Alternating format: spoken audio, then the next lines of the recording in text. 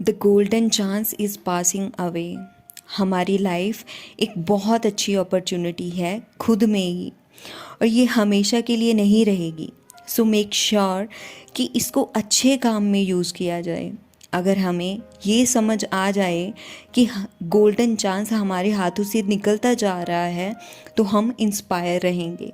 जैसे राजा जनक रहता था। एक बार राजा जनक के राज में दो पंडित आए और बोले, ये नेक राजा पूरी दुनिया में प्रसिद्ध है विदेहा नाम से। विदेहा होता है जो दुनिया में रहते हुए भी दुनियावी चीज़ों से परे है। उसके पास सब कुछ है लेकिन उसको उन चीज़ों का मोह नहीं है। तो वो बोल रहे थे कि हमारी खुशकिस्मती है कि हम इनके नागरिक हैं, लेकिन इतना कुछ होते हुए भी राजा कैसे विदेहा रह लेता है। उससे जाके पूछते हैं। दोनों पंडित राजभवन चले जाते हैं और बोलते हैं, हमें बताइए आप कैसे रह लेते हैं ऐसे विदेहा बन के।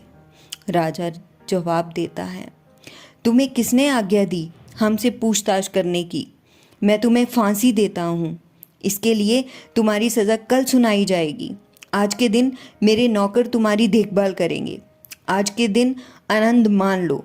उन दोनों को ले जाते हैं। उन दोनों को पहनने के लिए अच्छे अच्छे कपड़े दिए जाते हैं। खाने के लिए बहुत अच्छा खाना दिया जाता है और खाने के बाद उनकी गर्म तेल से मालिश की जाती है।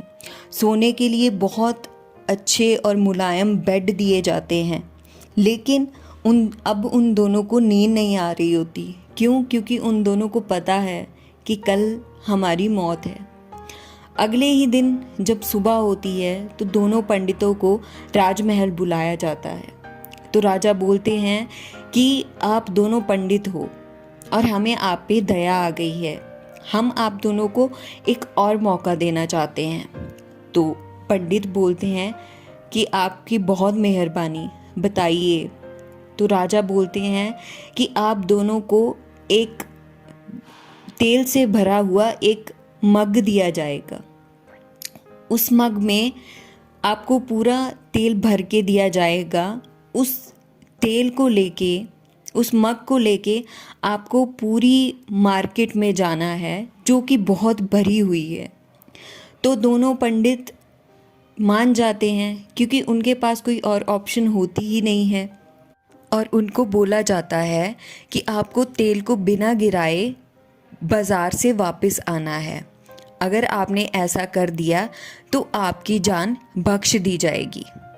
फिर से दोनों पंडित मान जाते हैं और वो बाज़ार के लिए निकल जाते हैं। कुछ टाइम बाद बिना तेल को गिराए दोनों पंडित राजमहल में वापस आ जाते हैं और राजा को बोलते हैं कि अब हमें माफ़ कर दीजिए, हम बिना तेल को गिराए राजमहल में आ गए हैं। तो राजा जवाब देता है कि मैं आप दोनों को बख्श देता हूँ, लेकिन उससे पहले आप मेरे कुछ सवालों का जवाब दीजिए। तो पंडित बोलते हैं, पूछिए महाराज। तो राजा बोलते हैं कि कल मैंने आपको पूरे लग्जीरियस कपड़े दिए पहनने को, लग्जीरियस फूड दिया खाने को और लग्जीरियस मुलायम गद्दे दिए सोने को। तो क्या आप डिस्ट्रैक्ट नहीं हुए? तो वो बोले कि हम डिस्ट्रैक्ट कैसे हो सकते हैं जब हमें पता था कि कल हमारी मृत्यु है। तो राजा बोले, कोई बात नहीं।